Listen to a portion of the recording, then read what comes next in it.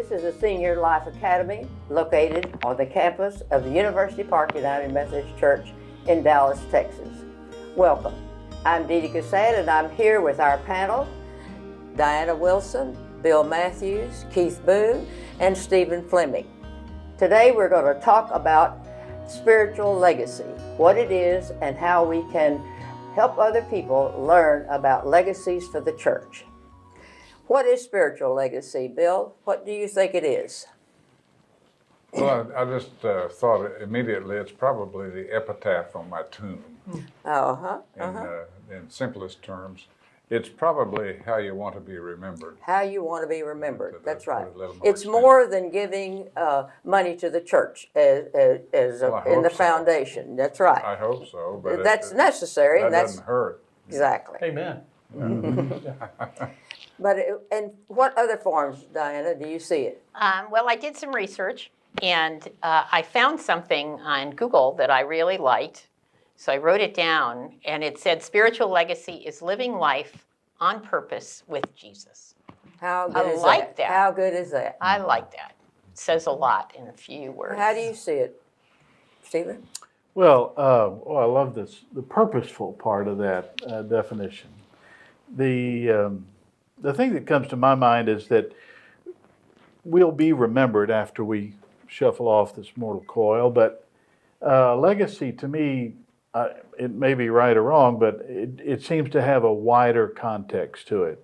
Something that will be remembered about you, or a gift that you may make without intending to, that has an ongoing impact upon a community. And it's epitomized to me very much by the story of Ruth, out of the book of Ruth, how she was faithful to Naomi and obedient to Boaz, and I don't think they had any idea what they were kicking off, but they had a child named Obed, and Obed had a child named Jesse, and Jesse had a child named David, and that all started because of Ruth's faithfulness to her mother-in-law. And we have an impact that we don't even know at the time. Absolutely. And using Ruth and Naomi, I am positive that they had no idea they'd ever be in the Bible. That their story, and you mentioned the word story, that their story would ever be in the Bible. That's true of Abraham, that's true of Paul, that's true of all of the characters in the Bible. They never thought, well, one of these days, 2,000 years later, somebody's going to be talking about me. But I think story is the key. I think if we could help people to tell their story. Everybody has a story, and that story, within that story, is the truth of your life.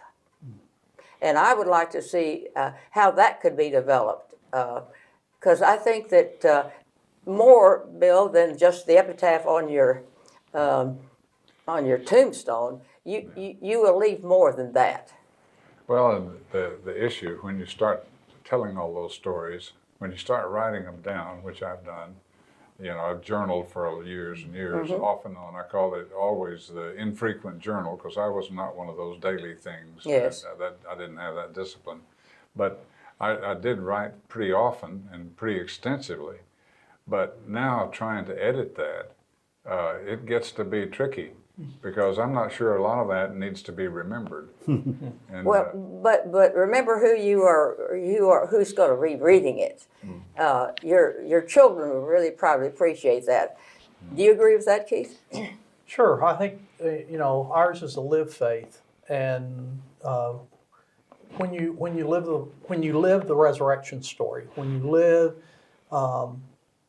you let Christ Easter in you, which is every day, then I think that that carries the weight of the gospel. And when you love that way and live that way, it has an impact. It has its own legacy, but you don't know the lives that you're touching and that are being changed.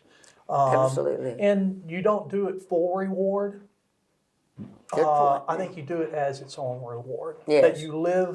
That you live that legacy thinking, well, this is going to be so impactful in somebody's life. I think you live it for Christ by loving God and your neighbor as best you can, and that will created, that will be sustainable somehow, some way in the life of somebody else. No you question know? about it. Yeah. No question about it. Yeah. Do you think writing our memoirs would make a difference to either your family or your church?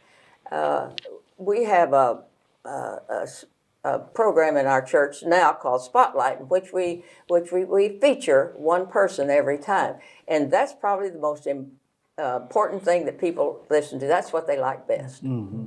They want to know your story. Yeah. And to me, your story is not like anybody else's.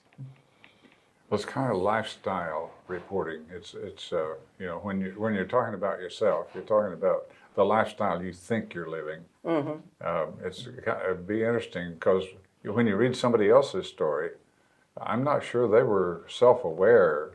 Certainly, in many cases, I think they were not self-aware of what style of life I see in reading their story. We've read Eleanor Roosevelt's story in connection with a book that we've been writing, and it's you know, it's amazing how many obstacles she overcame that were probably not intentional on her part. She just had to deal with it. Exactly. And she had to deal with a mother who didn't really think much about her. She thought she was an ugly child, you know, and you know, on and on. Her husband had a mistress, you know, and that's become altogether too common in some of the political life.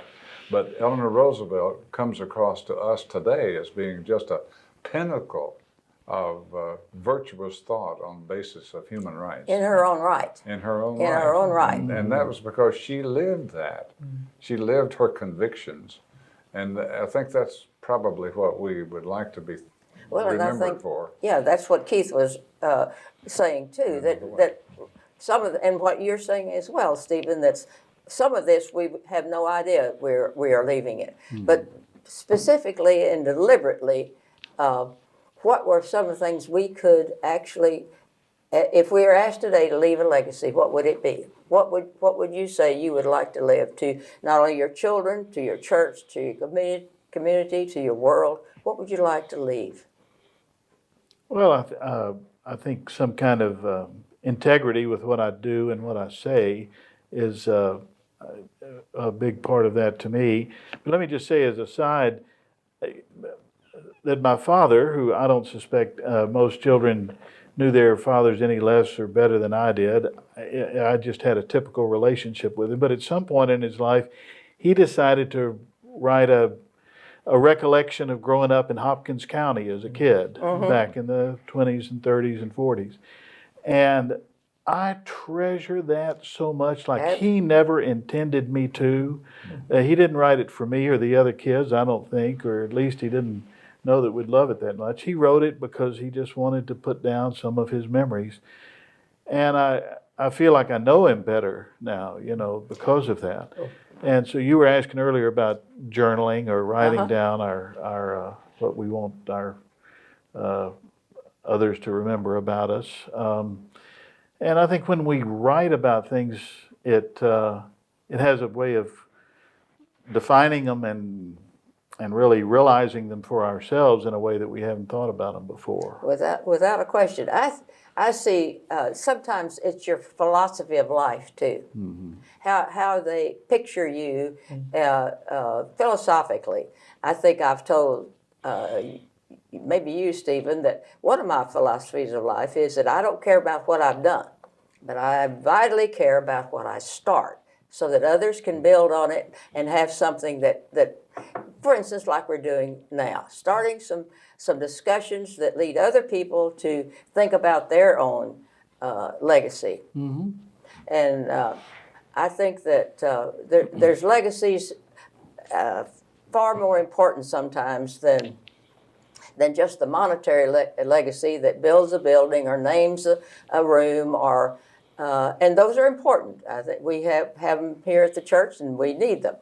But I think if we could leave the legacy of integrity that you mentioned, and the legacy of how they look at us as a spiritual being, my kids, and I'm sure all of yours as well, have no idea of what I did before they were born. No idea whatsoever. And there's a gap there of many years of what really went on in your life before they were born. And I think perhaps if we could pinpoint 3 or 4 events or things that happened to us that we could record some way. Well, it's kind of like mileposts. It's turning points Exactly. in your life at your earlier other stages than your, Sure, than your absolutely. children know about. The other thing that seems to me is important is the relationships that you have or had. Excellent. And a lot of that is going back to recognize that all of those people were your mentors, whether they meant to be or not. In many cases, I think that was totally unaware that they were being influenced on me. And likewise, I have met people now that I'm of this age that tell me that I was influenced on them. And that's really the paycheck. I didn't make all that much money when I was working at it. Have you ever thought about when people come say to you, I remember when you said, I've had people come to me and I have no idea that I said it, but they remember it. I can remember I had a speech somewhere and years later somebody came up and told me, I'll never forget what you said. Wow. Now that's a kind of a legacy that you don't know you're giving. You don't know your legging. And that's right. But I'm sure all of you have experienced that. Have you not? Have you? I think life gives us the opportunity to do that all the time because we face difficulties, we have joys, we have all kinds of opportunities to share with people what's going on in our life and how we deal with that. And if you do it based on your faith, then people know. I mean, it's natural. It shows up as part of who you are and how you think about the world. And we've already talked about this in here to some point, but for me, gratitude is a huge piece of my faith story. Absolutely. And so I start out every morning journaling and thanking God. And boy, the list is long because I am very blessed. I have so much, and I'm so grateful. Can you imagine if your children ended up reading a gratitude journal? Think what you would be leaving. Yeah, I get rid of my journals. So I don't know. I guess if I was going to write a memoir, I would have to think about what I was comfortable sharing and what I was not. Because when I write in the morning, I'm writing to God. It's just the two of us. And, But that's important for your children to know, in my opinion. I could share that. That is certainly a beautiful legacy, without a question. Well, you think about our legacy, our spiritual legacy, just in what is observed in our life by what we do. I was walking with my grandson in the park yesterday. It was such a beautiful day. Sure was. And we walked across this bridge, and I put my hand up on the rail, and he tried to reach the rail. And I mean, the kid is 20 months old, and I changed my style and started running my hands along the bars on the side so that he could do that. But we're imitated, and at older ages, of course, our values, our behavior, our morals, the way we treat people that are different than us, it doesn't have to be written down for our legacy to really be passed down. That's great. It doesn't have to be written down, but I would really advocate for we're in a digital age, and storytelling is a part of that. And I think to sit down with your phone and just record moments of your life when it comes to you, when inspired, of just little pockets, either of gratitude or of insight or of epiphany or of conversion, whatever you want to call it, just expressions of moments of your life when you were truly grateful, or you were truly, oh gosh, really? I've seen that over and over, but now I'm aware of it. And that video could live on in a way, I think, that jumps off the page, because I have old home video. My dad shot video gosh. But I have video of my grandfather reading the Christmas story, and he already had a touch of dementia, and he forgot where he was in the story, but he apologized. He said, "Oh yeah, I've read that before," and you know, it was a moment in his life that I got to see. And I can still see it, but I don't remember it because I was too young. You know, so it could be a gift that we could pass on. That's a great idea. And that's what we need to convey to our church. We need to have some means of saying that everyone that's a member of this church can do that. And I think if we have that kind of a awareness that we need to pass on what we have done as far as our legacy is concerned, so that others are aware of leaving a legacy to the church. It's a living history. Living history to the church. Thank you all. This has been a good discussion. We are happy for you to join us anytime. We hope you appreciate what we're trying to do here at the Senior Life Academy. Our email is on the bottom of your screen. We'd love to hear from you. In the meanwhile, may God surround you with His grace.